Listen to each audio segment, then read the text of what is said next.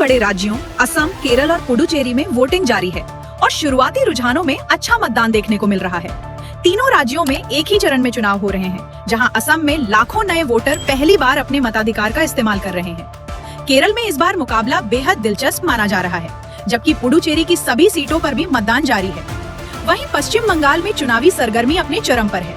प्रधानमंत्री आज राज्य में ताबड़तोड़ रैलियां कर रहे हैं और अलग अलग जिलों में जनसभाओं के जरिए माहौल को गरमाया जा रहा है। इसी बीच दूसरे चरण के नामांकन का आज आखिरी दिन है, जिससे राजनीतिक गतिविधियां और तेज हो गई हैं। गृह मंत्री अमित शाह भी आज कोलकाता पहुंच रहे हैं और कल बीजेपी अपना चुनावी घोषणा पत्र जारी करेगी। सूत्रों के मुताबिक इस घोषणा पत्र में महिलाओं, युवाओं और बेरोजगारों के लिए बड़े ऐलान किए जा सकते हैं, जिससे चुनावी मुकाबला और दिलचस्प होने वाला है। बिहार की राजनीति में भी हलचल तेज हो गई है। मुख्यमंत्री नीतीश कुमार दिल्ली पहुंच रहे हैं और जल्द ही उनके राज्यसभा सांसद के तौर पर शपथ लेने की खबर है। इसी के साथ बिहार में नई सरकार को लेकर भी चर्चाएं तेज हैं और अगले कुछ दिनों में बड़े फैसले सामने आ सकते हैं।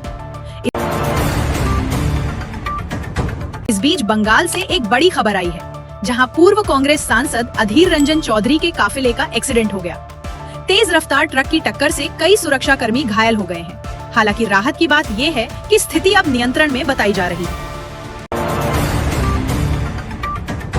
देश में महिला सशक्तिकरण को लेकर एक बड़ा कदम उठाया गया है।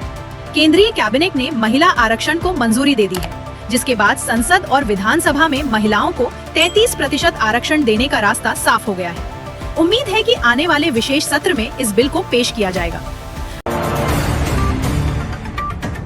अब बात अंतर्राष्ट्रीय हालात की। मिडिल ईस्ट में तनाव एक बार फिर बढ़ गया है। इजराइल ने लेबनान पर भीषण हवाई हमले किए हैं, जिसमें कई इलाकों को निशाना बनाया गया है और भारी नुकसान की खबरें सामने आ रही हैं। इस हमले के बाद हालात और गंभीर हो गए हैं। ईरान ने कड़ी चेतावनी देते हुए कहा है कि अगर ये हमले नहीं रुके तो सीज फायर टूट सकता है। वहीं अमेरिका ने साफ किया है कि मौजूदा सीज फायर समझौते में लेबनान शामिल नहीं है, जिससे क्षेत्र में अनिश्चितता और बढ़ गई है। We never made that promise. We never indicated that was going to be the case. What we said is that the ceasefire would be focused on Iran and the ceasefire would be focused on America's allies, both Israel and the Gulf Arab states.